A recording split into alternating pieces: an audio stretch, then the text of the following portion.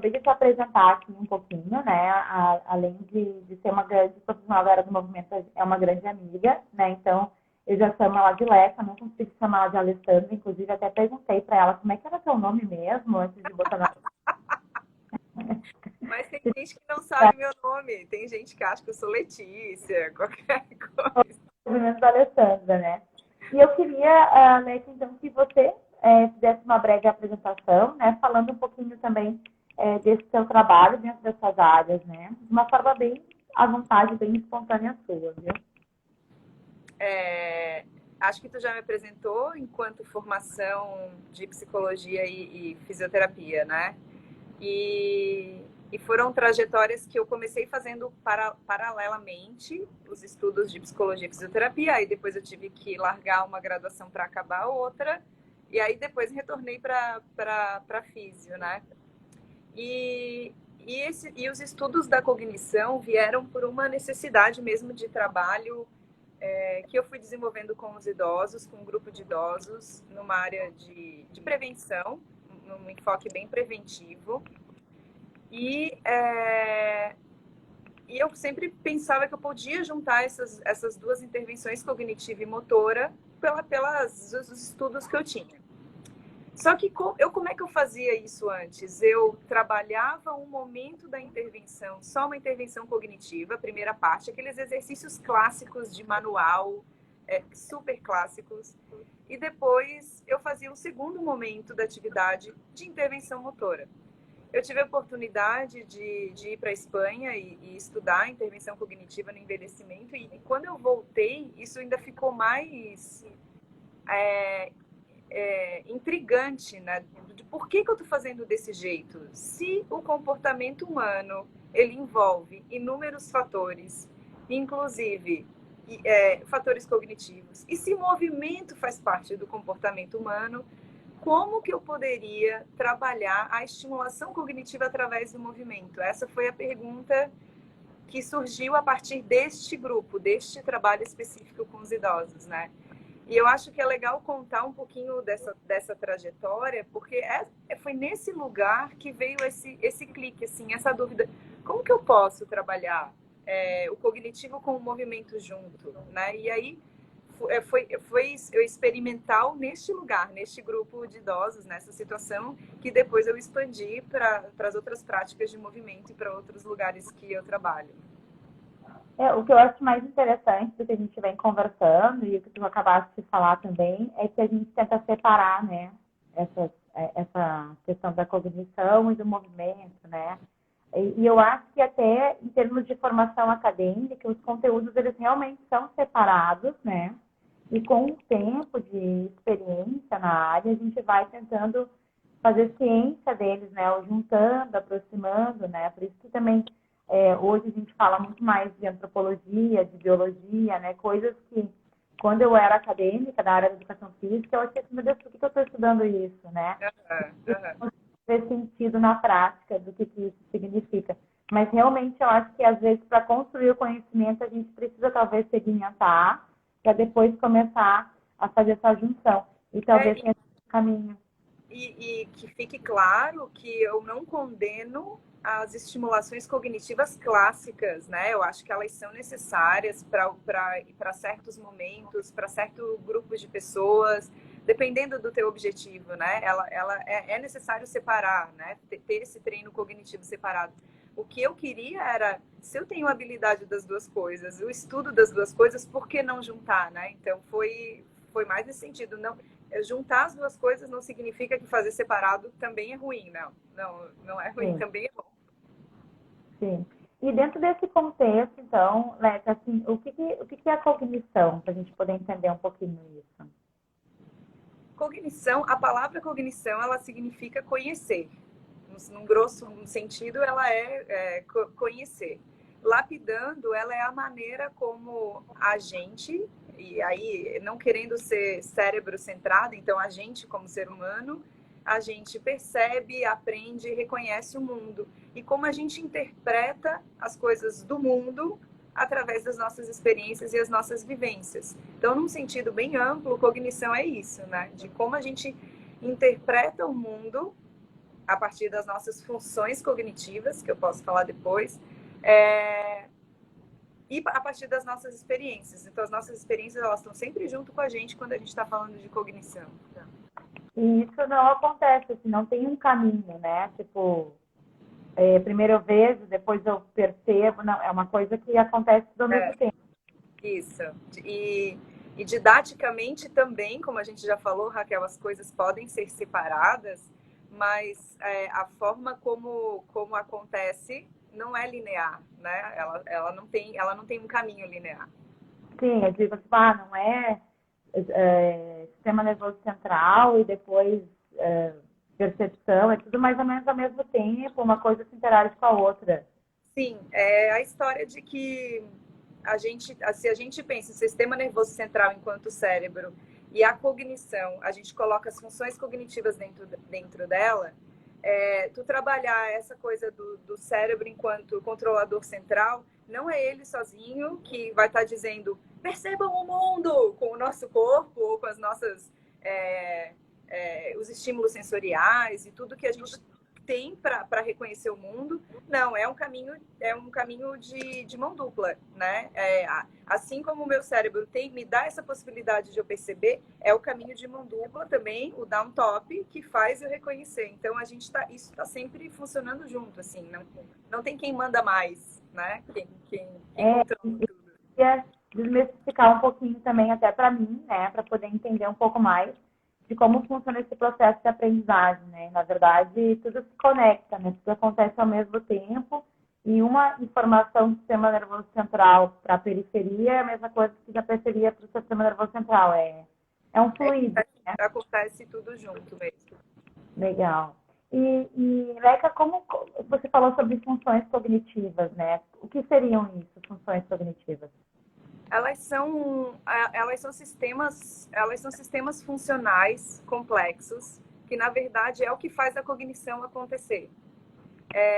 Elas são explicadas didaticamente separadas, mas quando a gente vai falar, geralmente a gente fala das funções cognitivas como um todo, porque numa determinada ação, por exemplo, como atravessar uma rua, a gente não usa só uma função cognitiva, são elas, para dar uma pincelada: atenção, que é muito conhecida, memória, funções executivas, é o nome de uma das funções cognitivas. Como começa com função, pode dar uma confusão, né? Mas é atenção, memória, funções executivas, cálculo e linguagem entram dentro das funções cognitivas, gnosias e práxias, que é para a gente que trabalha com movimento, ela aparece o tempo todo. Então, essas são algumas das funções cognitivas.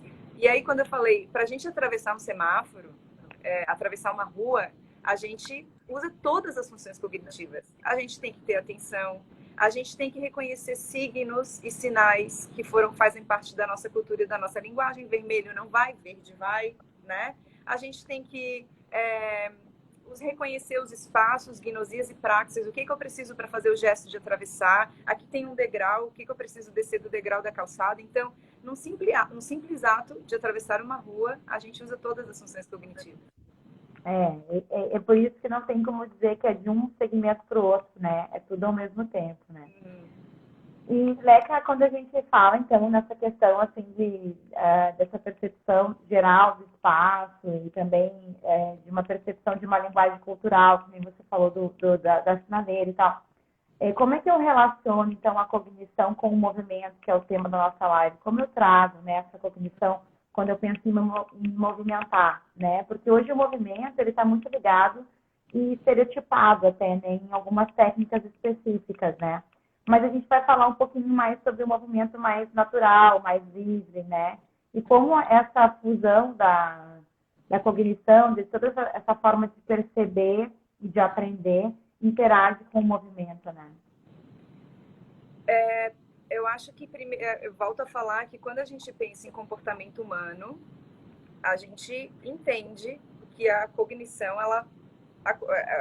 os aspectos cognitivos, sociais, psicológicos, físicos, todos eles fazem parte do comportamento humano. Então, quando a gente pensa em movimento enquanto comportamento humano, e não só ato, e não só gesto, e não só praxis, né? Mas ele é um comportamento humano, se movimentar. Quando a gente pensa em movimento como comportamento humano, a gente pensa que a cognição está associada com isso, eles andam juntos. E aí eles andam juntos, inclusive, se a gente pensar em evolução da espécie.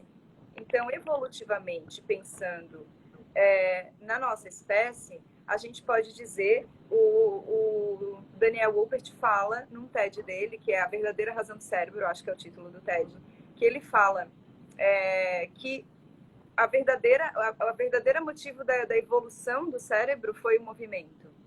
É uma frase clássica dele, que a gente que estuda a evolução do cérebro acaba pegando isso.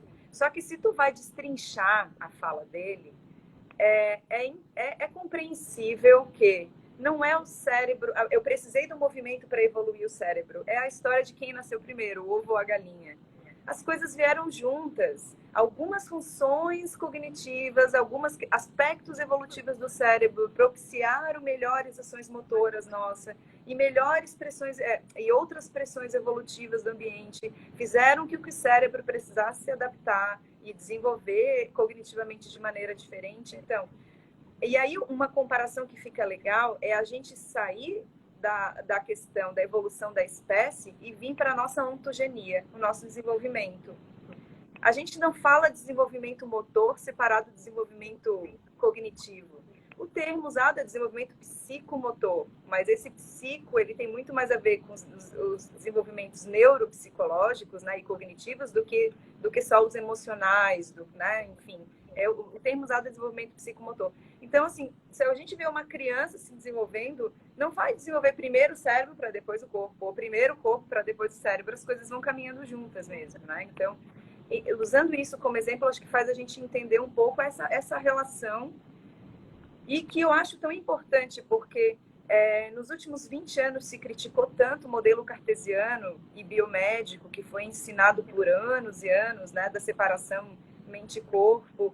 E aí agora a gente entende como isso se integra, mas, porém, com os avanços da neuroimagem e das neurociências, tem se cometido, às vezes, um erro, de que, às vezes, eu tenho fé que, às vezes, é um erro interpretativo muito mais do que um erro do que os cientistas quiseram causar, mas mais a interpretação das pessoas, de colocar como o cérebro como um controlador central, como que a gente seja controlado por este equipamento apenas, sabe? E, para mim, a gente volta naquele erro de achar que toda a produção, inclusive as produções de subjetividades e individuações dos sujeitos são daqui, sabe? E não, é tudo uma relação. Falei um monte, né? Mas eu respondi a tua pergunta. Mas deu para entender. E até eu fiquei pensando aqui, né, ouvindo a tua fala, e aí lembrei das aulas, né, que eu comecei a estudar a parte mais de evolução de antropologia quando eu te conheci no curso do Pablo, né? E aí que a evolução, ela não é um caminho reto, né? Ela é como se fosse uma árvore que se ramifica. E, de alguma forma, a interação do cognitivo, né, do sistema nervoso central, da percepção, do movimento, do desenvolvimento motor também é a mesma coisa, né?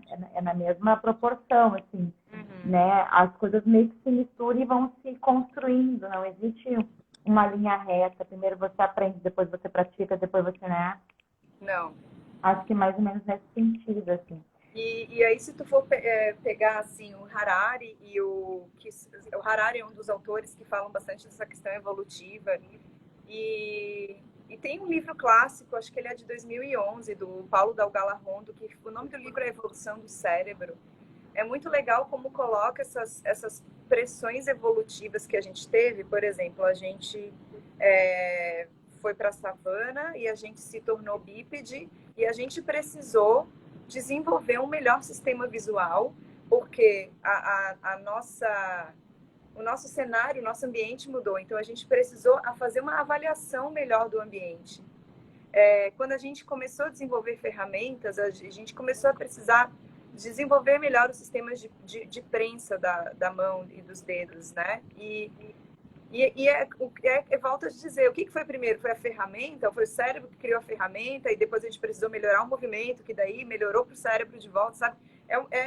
As coisas foram acontecendo juntas, foram pressões evolutivas que fizeram que o desenvolvimento motor, as adaptações que a gente precisou ter, e daí, depois do desenvolvimento cognitivo, ele seguiu, né? A gente conseguiu biomecanicamente a gente não muda mais, mas se a gente pensar numa linha temporal, o desenvolvimento cognitivo conseguiu prolongar um pouco mais. Assim. Sim.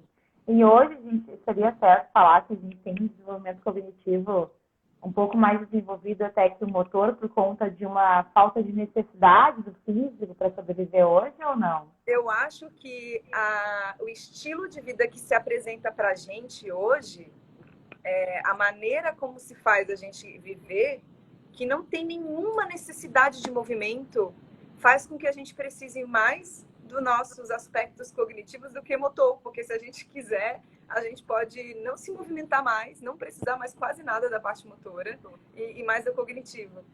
Ainda é mais movimento, né, que a gente está vivendo. É muito doido. Aí é uma coisa que também não...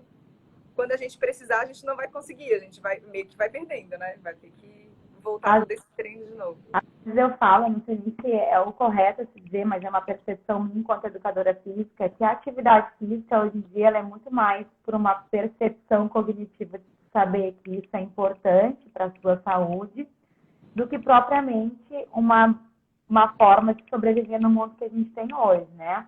Não precisa nem subir escada porque tem elevador, não precisa até a de casa na padaria porque você tem um carro, né? Então, e o carro pode ser, inclusive, completamente elétrico, mecânico, onde você não precisa fazer nenhum controle físico para ir até lá, né? Então, a atividade física em si é muito mais como um ato de vontade de você praticar e entender o quanto isso é importante para a sua saúde física, do que uma necessidade mesmo, né, no mundo que a gente vive. A gente não precisa, e para as pessoas que não gostam de se movimentar, eu acho que a gente, enquanto profissional de movimento, é muito difícil fazer eles entenderem essa importância, porque no dia a dia eles não precisam, eles não sentem falta disso. Eles não vão carregar uma mala pesada todo dia, sabe? Eles não precisam subir escadas, eles não... E aí, eles não têm grandes deslocamentos. Se a gente pensar só no ato de andar, de caminhar, até isso, o transporte público leva, o próprio carro leva, então... não existe essa necessidade. E aí é difícil para a gente fazer as pessoas entenderem, porque a gente cria, na hora que a gente prescreve o movimento, ambientes completamente artificiais para eles praticarem, né? Então a gente tem que pegar a motivação para um outro lado, porque de fato se movimentar do jeito que a gente prescreve, seja na físio, ou seja na educação física, ou seja na academia, a gente está criando ambientes artificiais para eles se movimentarem. Sabe que uma das coisas que eu aprendi nesse momento de pandemia, eu comecei a dar aula muito na praça, né? E eu estava conversando com as minhas alunas e elas comentavam comigo que, na verdade, a imunidade delas melhorou nesse período porque elas começaram a se expor ao sol, ao frio, né? A deitar mais no chão, enfim, coisas que normalmente numa academia a gente não faria, né? Então a gente ficava muito mais gripada pelo ar-condicionado da academia do que pela exposição ao frio na rua, né? Muito interessante isso que a gente está falando, porque a gente está falando sobre criar ambientes artificiais para a gente praticar atividade física, né? E foi um relato, assim, bem interessante delas para mim, né? Achei bem interessante elas falarem isso, porque, como você disse, para a gente fica fácil perceber isso, né? Mas, às vezes, por uma pessoa que trabalha, né, fora da área, ela perceber isso é muito bacana, porque você começa a perceber que existe uma construção, né, de um saber mais instintivo mesmo, né, em relação a esse e é colocar elas nessa situação, essas pessoas nessas situações que fazem com que elas percebam, porque só se elas se colocam nesses lugares que elas percebem, porque senão elas vão só reproduzir aquilo. É normal ir para academia, é normal eu praticar assim, é normal que a pessoa me passe o treino inteiro e eu não questione, é normal, no máximo que eu vou dizer assim, ai, tio, esse hoje não, né? Mas é normal que a gente não questione isso e vai vivendo e vai acontecendo. Mas deixa eu te perguntar uma coisa, já respondo a pergunta aqui da Ana. Como é que a gente consegue, então, treinar essa cognição dentro do movimento, né? Para a gente voltar um pouquinho para o tema, assim. Então, eu gosto de frisar uma coisa super importante, porque até para evitar conflitos de áreas e profissionais, tá? Eu acho que um profissional de movimento conhecer o que é cognição, o que são as funções cognitivas, onde elas existem, é importante para a gente ter conhecimento disso. Agora, tu achar que tu pode reabilitar pessoas cognitivamente através do movimento, pode ser um caminho, mas eu espero que esse não seja o caminho final dos profissionais do movimento, sabe? Ah, Leca, então por que eu preciso saber da cognição? Por que eu preciso saber que cognição e movimento tem a ver? Eu acho assim, quando a gente pensa, quando vai prescrever um movimento para as pessoas, e acredito que os profissionais de educação física, hoje, mais do que os fisioterapeutas, atuam na área preventiva, ainda que seja um campo que tem sido aberto para os fisioterapeutas trabalhar com prevenção, que na verdade é onde eu atuo mais, mas ainda é muito restrito para os fisioterapeutas, é maior para os profissionais de educação física. Então, se tu pensar que eu, que prescrevo um movimento preventivamente, estou evitando que a pessoa tenha prejuízos motores e que se prolongue ou que ela tenha uma melhora de qualidade de vida dela motora, ela também pode ter uma melhora de qualidade de vida cognitiva, que a gente chama a nossa reserva cognitiva, a nossa conta bancária. Então, quanto mais estímulos cognitivos a gente tiver, melhora a nossa conta poupança de enfrentar o declínio cognitivo mais para frente. Então, quando a gente pensa em movimento, ao prescrever exercício, a gente pode entender que a gente pode aumentar a demanda cognitiva ao prescrever um exercício. Como que a gente faz isso? Se a gente trabalha com foco externo na tarefa, a gente aumenta a nossa demanda cognitiva. Se a gente trabalha com situações de movimento que geram imprevisibilidade, a gente aumenta a demanda cognitiva. Se a gente proporciona momentos de tarefas abertas, a gente aumenta a nossa demanda cognitiva. O trabalho que tu faz, Raquel, do Flow, é incrivelmente um trabalho de alta demanda cognitiva. Isso é um exemplo de que a gente pode aumentar a demanda cognitiva. E acho que uma outra coisa muito importante a ser falada aqui é variabilidade de movimento. Quanto mais a gente proporciona variabilidade de movimento, tem que entender que isso está relacionado com uma variabilidade cognitiva. Então, por tudo isso que eu falei, é importante que os profissionais de movimento entendam o que são as funções cognitivas e onde que elas estão, e onde que eu, manipulando a minha prescrição de exercício, minha prescrição de movimento, fazendo a minha prática, eu vou estar contribuindo para uma melhora dessa alta demanda cognitiva e aumentando essa nossa reserva. Aí eu gostaria de dar alguns exemplos, assim, para talvez que fique um pouco mais claro. Por exemplo, pensando num treino de corrida num ambiente natural. Se eu treinar, se eu correr numa pista de atletismo sempre, todo dia, na mesma pista de atletismo, que fica perto da minha casa e que é cômodo para mim, eu vou sempre ali. Ótimo, não é ruim, faça isso, não deixe de fazer isso. Mas a tua demanda cognitiva, com certeza, vai ser, a tua exigência cognitiva, ao praticar este movimento, este exercício, com certeza vai ser mais baixa se a gente fizer uma corrida num terreno instável, ou até mesmo fazer uma caminhada numa trilha. Vai ter uma outra demanda. A gente sai desse lugar já conhecido, já de conforto, que é um exemplo que eu também dou nos próprios treinos cognitivos clássicos, sabe? Quando tu aborda as pessoas e fala, você precisa treinar sua cognição. Sim, eu faço palavra cruzada todo dia. Não importa. Se tu faz todo dia, já tá fácil. Então, tu não tá mais treinando. Aquilo já ficou cômodo para ti, né? E uma coisa que tá muito em moda falar agora é fazer prescrição de dupla tarefa. Por exemplo, tem muitos estudos publicados disso. Eu vou estar fazendo bicicleta estacionária enquanto respondo perguntas de testes cognitivos que vão me fazendo, sabe? Às vezes pode ser de cálculo, eu estou ali na bicicleta estacionária e eu estou fazendo esta tarefa, e além desta tarefa, eu estou fazendo uma outra tarefa cognitiva. que é qualquer uma dessas. Posso trabalhar fluência verbal, pedindo para a pessoa dizer, fale todas as palavras que você consegue que comece com SA, sapo, sabonete, sabão, samba, tal, e ela vai ter que ir falando.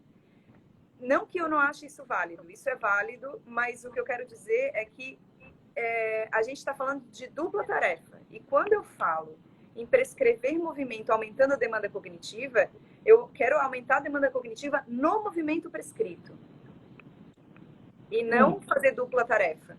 Então, é isso. Esse exemplo Um outro exemplo, por exemplo, que a gente pode aumentar a demanda cognitiva no movimento é tu pedir para a pessoa usar estratégias de levantar e sair do chão. Aí tu vai aumentando a demanda dela. Eu quero que tu resolva essa situação do movimento agora, levantando e saindo do chão com menos apoio. Eu quero que tu levante e saia do chão sem perder o contato dessa bola com o meu ombro. Vem, vamos comigo. Aí eu quero que tu levante e saia do chão equilibrando um objeto. Eu já estou causando uma questão de imprevisibilidade, porque o objeto pode cair a qualquer hora. Estou trabalhando com foco externo. Então, eu vou aumentando a demanda cognitiva na prescrição de movimento que eu tenho. Sim. Eu acho que ficou clara essa diferença da dupla tarefa com a demanda cognitiva no próprio movimento prescrito, né? Sim, para mim ficou claro que, na verdade, a gente tem que desenvolver um raciocínio, né, dentro do que você quer prescrever, né? O que você quer com aquela atividade desenvolver, né, com o seu aluno. E não simplesmente colocar, como é que se chama? Dupla tarefa. Dupla tarefa. Não, eu não estou querendo colocar dupla tarefa no meu treino, e sim desenvolver a coordenação motora dele, os aspectos de equilíbrio, de agilidade, de percepção de movimento, enfim, através daquela atividade que eu proponho, né? Mais desenvolver um raciocínio, né, do que propriamente uma técnica específica, né, para desenvolver. Pessoal, se você está fazendo perguntas, eu vou passar depois, vou responder, tá? Ou melhor, vou perguntar para a Alessandra, tá? Então, eu vou deixar rolar mais um pouquinho, daqui a pouco a gente faz as perguntas que o pessoal está falando aí. E eu acho que essa questão de entender os sistemas de movimento enquanto sistemas complexos é muito importante, porque faz a gente também entender que tudo que o cérebro quer é resolver um problema da melhor maneira possível, buscando a auto-organização. Então, o nosso cérebro pede isso. E a partir do momento que a gente passa a ver os nossos sistemas de movimento enquanto a teoria dos sistemas complexos, aí parece que abre a cortina, assim, sabe? A gente vai costurando a importância de tudo junto. Sim. Então, eu falo um pouquinho disso no Flow, inclusive tu falando, eu fiquei pensando, né, que eu sempre tento vir por um caminho diferente para casa, eu sempre sento num lugar diferente, e eu brinco com as pessoas que isso faz eu ficar mais inteligente, e na verdade é verdade, né? Eu tô sempre caminhos diferentes, né? Às vezes eu brinco, se eu tô com alguém, em pisar na calçada só nas linhas, às vezes dentro da calçada, então eu vou brincando, né? Mas eu vou exigindo, assim, do meu cérebro, da minha motricidade, para que eu consiga me desafiar. E assim é na vida também, né? A gente pode... Esse é o raciocínio, eu acho, que a gente quer ou passar, principalmente para o pessoal da área do movimento, né? E aí... Fale, perdão. Continua. Não, aí eu já ia entrar no assunto que é a ludicidade, né? Mas depois a gente entra, pode falar. Não, eu só queria... Isso que tu falou me fez lembrar uma coisa que eu também sempre falo, que eu gosto muito de falar, quando a gente pensa nos sistemas escolares. E que eu gosto de usar a imagem do cérebro dentro do barril. O Pablo, a Rafa e a Edma, na nossa oficina, eles riram um monte, porque eu fiquei tentando achar essa imagem mesmo para poder colocar no slide. E o que eu quero dizer? É que tem essa coisa de que o cérebro está dentro do barril, e o barril seria o nosso corpo, super, super ali, como se fosse só uma carcaça, mas o que importa é o cérebro que está dentro dele, né? E aí tu pensa na relação dos escolares. O lugar sagrado de aprendizado para uma criança que a escola impõe isso é sentado numa carteira, é travado num movimento que não tem movimento, que é sentado de braços e escrever. Na hora que ela vai pro recreio, a Rafa está dizendo que trabalho achar isso. E acho que a gente ainda não achou uma imagem bonita ainda, hein, Rafa? Ainda tá... E a hora que tu vai pro recreio, é como se fosse assim, agora tu não aprende nada. Agora vai aí brincar, porque agora é a hora da brincadeira. Então é aquele espaço sagrado de conhecimento e aprendizado que a própria escola impõe, é o espaço que a gente está sentado na carteira. A hora do recreio a gente não brinca, a gente não aprende, a gente não serve para muita coisa. E aí prática também, né, Leca? Olha só, ok, eu fui para a faculdade, fiz 4 anos de faculdade, fiz 2 pós-graduações, mas onde é que eu aprendi? Na prática? Na prática, na vivência, né? E eu falo de uma coisa que eu fui aprender a contar, porque eu ia saltando da sala de aula até o banheiro e eu ficava contando quantos passos eu dava, daí eu chegava no... Aí meu desafio era diminuir, se eu dava até o número 80, depois na outra vez que eu ia para o banheiro saltando. Então, olha como a gente pode transformar a atividade motora, principalmente para as crianças, e de maneira bem lúdica, até num aprendizado, sabe? Num lugar de aprendizado. E aí, quando tu falou isso, eu lembrei dessa questão da própria escola, que já coloca um lugar do recreio como um lugar meio pejorativo, assim, sabe? Como se o brincar não fosse um lugar onde a pessoa pudesse aprender. E aí, a gente pega todas as brincadeiras de roda e de ciranda e um monte de coisa que tem fundamento de aprendizados gigantes, né? Quem estuda isso, quem é da área da educação, sabe bem disso. Então, já que a gente trouxe essa parte mais do brincar, né, eu vou te fazer uma pergunta que a gente já tinha mais ou menos selecionado aqui. Qual a importância, então, do lúdico dentro da cognição, né? Que é mais ou menos isso que a gente está falando, né? Eu vejo que na prescrição de movimento, quando a gente coloca a ludicidade, o brincar, faz com que a gente aproxime isso às situações reais de movimentação. Então, nos coloca mais próximo das situações reais, quando a gente brinca. O brincar, ele tem ele é através de um comportamento natural, e ele é natural da criança e do adulto, de jeitos diferentes, de maneiras diferentes, porque a gente tá em momentos de vida diferentes, mas ele é natural da nossa espécie. A gente brinca, criança, adulto, velho, a gente está brincando. Mas ele possibilita a gente resolver problemas complexos frente a incertezas.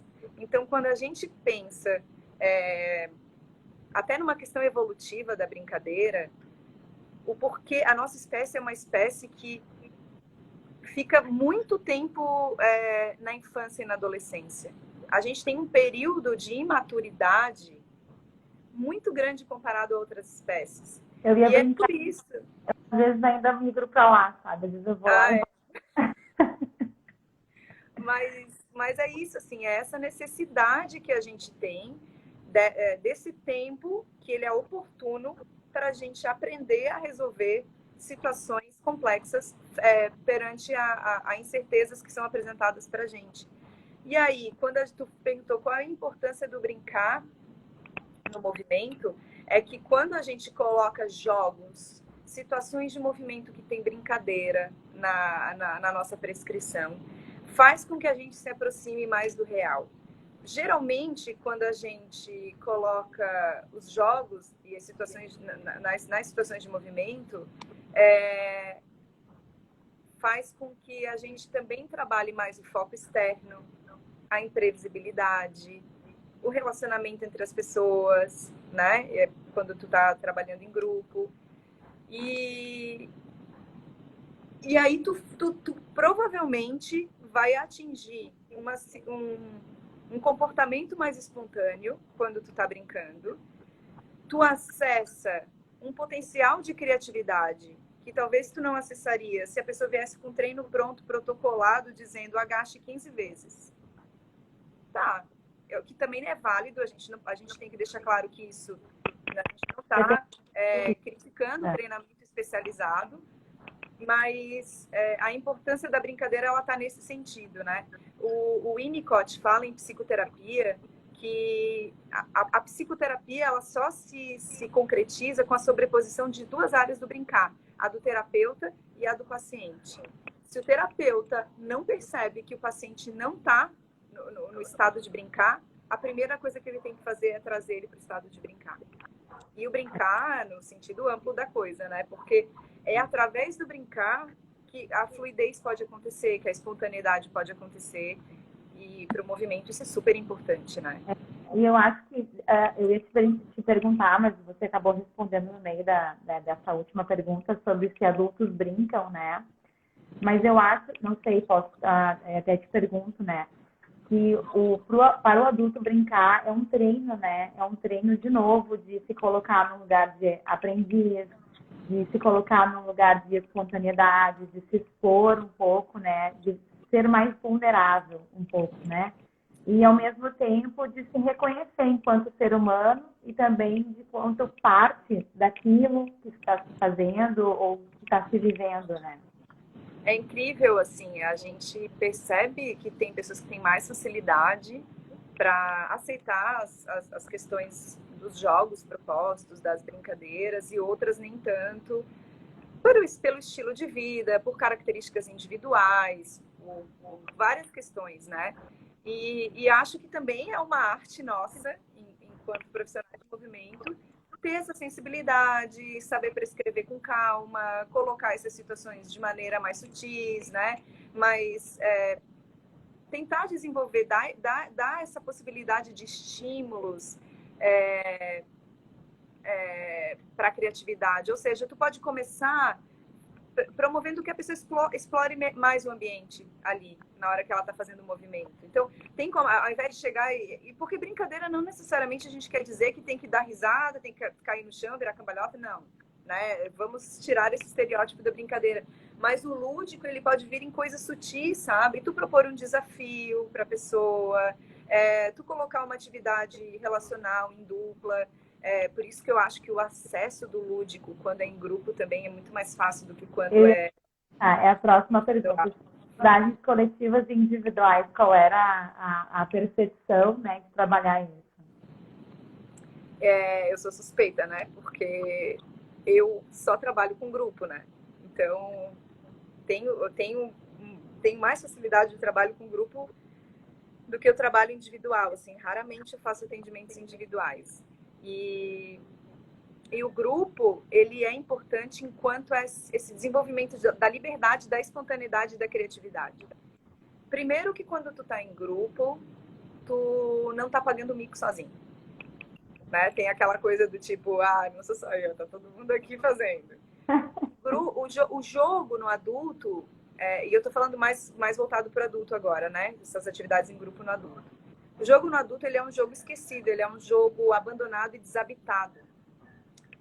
Quando a gente propõe tarefas mais abertas, quando a gente deixa um vazio para o adulto resolver, ele não sabe lidar com aquilo. Tu deixar um espaço vazio para a criança, ela vai transformar aquilo num mundo de possibilidades. Quando tu deixa uma tarefa aberta para um adulto resolver, ele pode paralisar, ele vai dizer, cara, a gente não cresceu, não nos exigiram na vida para poder trabalhar com quadro branco. A gente tem que sempre resolver isso logo, pintar o quadro branco logo, a gente não pode deixar nada em aberto. As lacunas têm que ser preenchidas. E a criança, ela preenche isso numa boa, e daqui a pouco ela pega e preenche de outro jeito, e ela preenche a lacuna de outro jeito. E o adulto não. Quando a gente está em grupo, um pode se motivar com a maneira que o outro faz.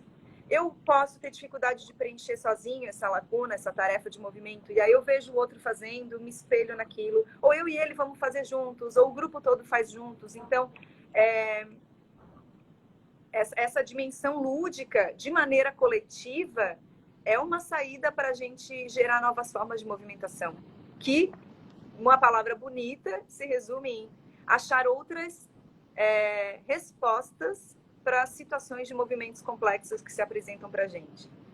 Muito legal, Leca. Eu estou adorando, tá? Eu quero agora te perguntar se tu queria falar mais alguma coisa, senão a gente pode responder as perguntas também, para a gente não se passar muito. Eu nem sei, podemos responder, já se faltam 15 minutos, né?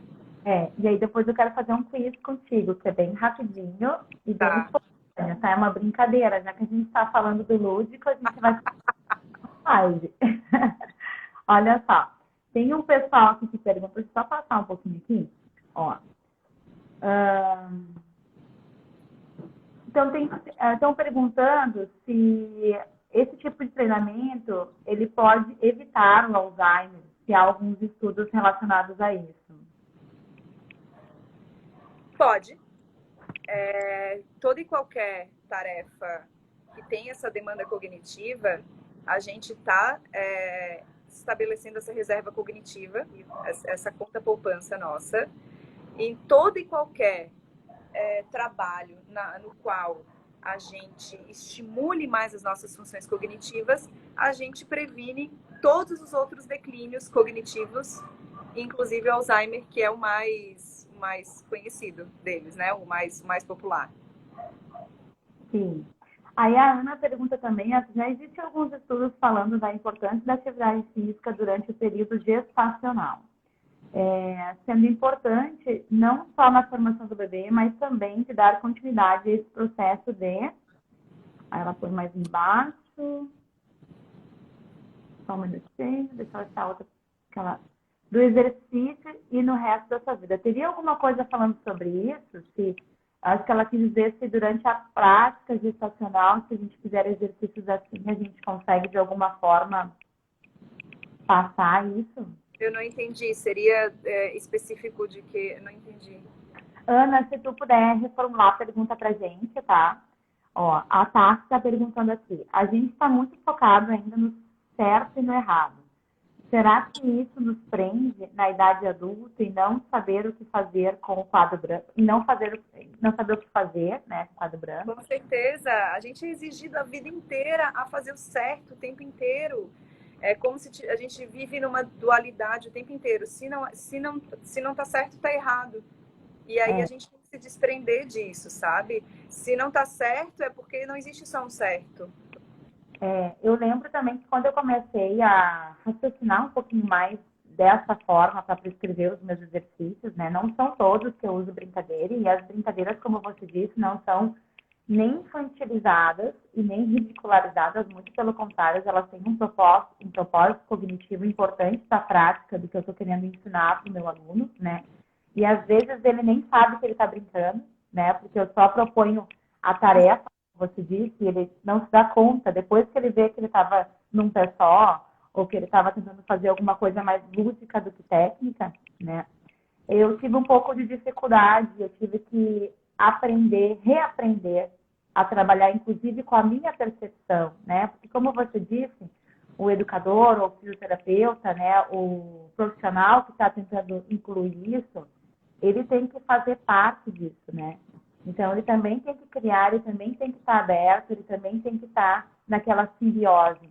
Senão, ele Sim. também não consegue atingir, né, o aluno, o cliente, assim, o que ele está querendo propor, né? Eu acho que essa fala de que quando a gente propõe jogos e situações lúdicas, a gente não está querendo que as pessoas voltem a ser crianças, porque não existe voltar a ser criança, ajuda. É muito importante a gente falar e ajuda, sim, porque dá lugar à permissividade.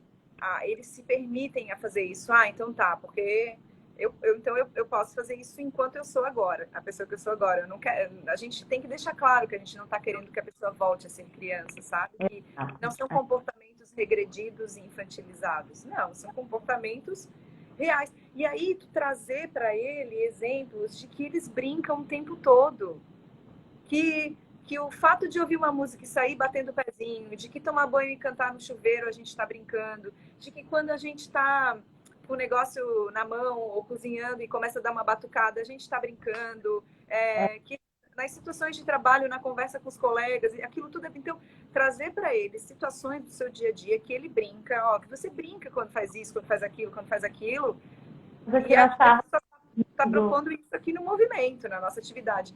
E eu acho que é legal de ao final, a cada intervenção que a gente faz e propõe para as pessoas, mostrar que o brincar tem uma seriedade, tem um propósito naquilo. Quando eu estou propondo essa brincadeira contigo, eu quis atingir tal e tal objetivo. sabe? Que pode ser dito ou antes ou depois da prática, como uma reflexão posterior. Mas é legal a gente apontar até que a gente consiga conquistar essas pessoas. E eu vejo que no meu projeto do Play Mobility, acabou que se tem essa cultura do play com o movimento, que o play acaba não sendo só brincar, mas seria o jogo, as situações de práticas em dupla, em grupo e tal. Para profissionais de educação física que estão dentro de uma academia e que trabalham com personal trainer, eu acho que deve ser mais difícil, porque o brincar, como que a gente vende isso como profissional?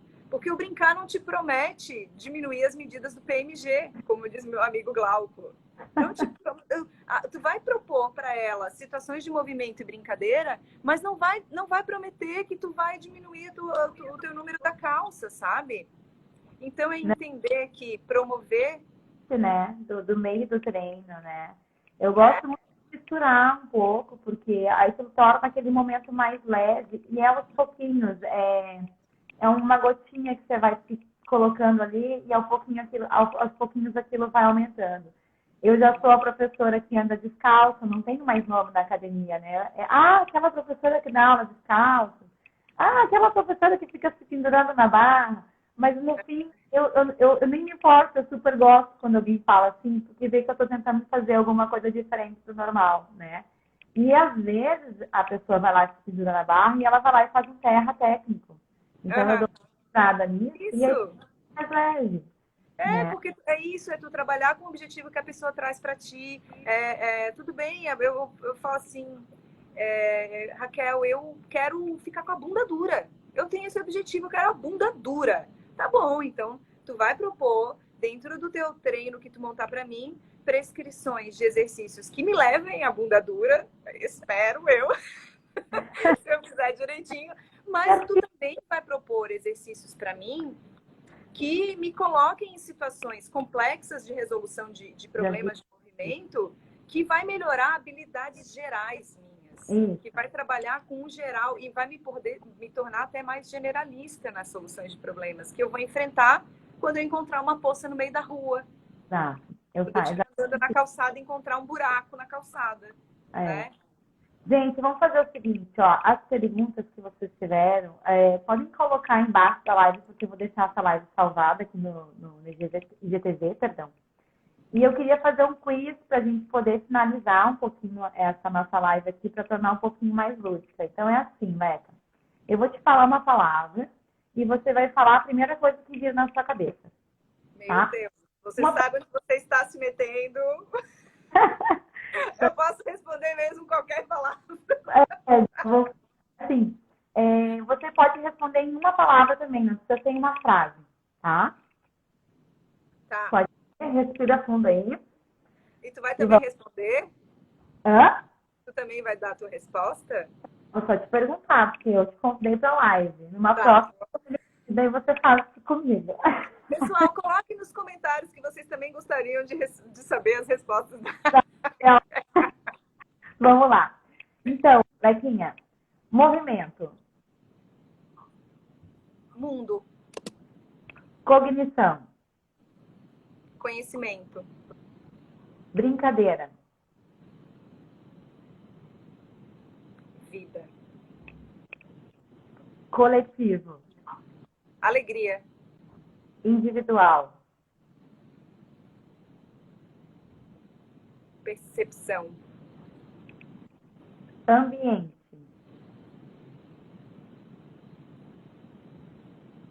Ai, veio um monte de palavra aqui, merda. Olha. Ar. Agora eu vou falar alguma coisa mais da nossa realidade. Virtual. Inabilidade. Presencial. Real. Profissão. Não é tudo na vida. Vida. Experiências. Não, experimentar. Experimentação. E agora, mais importante, essa live.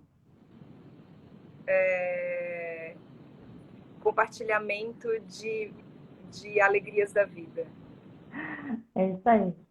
Lequinha, eu queria te agradecer por essa live, viu? Você foi a minha primeira convidada, porque eu sei que você traz todo esse olhar, tanto bioantropológico como também cognitivo, e também a gente tem uma relação bacana onde a gente já conversa sobre isso há algum tempo, tá? Eu adorei ter conseguido fazer esse bate-papo com você, mesmo que virtual. Espero que logo, logo presencial, né? Porque a gente Presencial, que vem aqui para Floripa.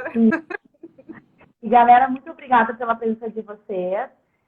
Coloquem aqui embaixo se vocês querem saber mais alguma coisa sobre isso, né?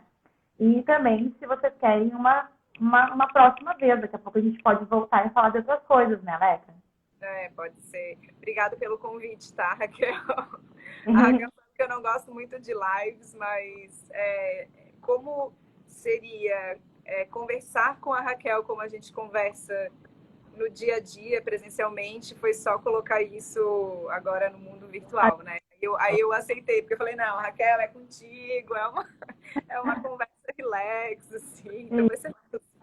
E é para ser assim mesmo, né? Para que se torne mais espontâneo e também gere algum tipo de aprendizagem, não só para nós, mas para quem também está nos assistindo. Obrigada, Leca. Obrigada, pessoal. Bom final de semana. E logo, logo a gente vem com o próximo capítulo do Linguageado. Beijão. Até a próxima. Sucesso nesse projeto, hein, Raquel? Obrigada, Leca. Até. Beijo. Tchau.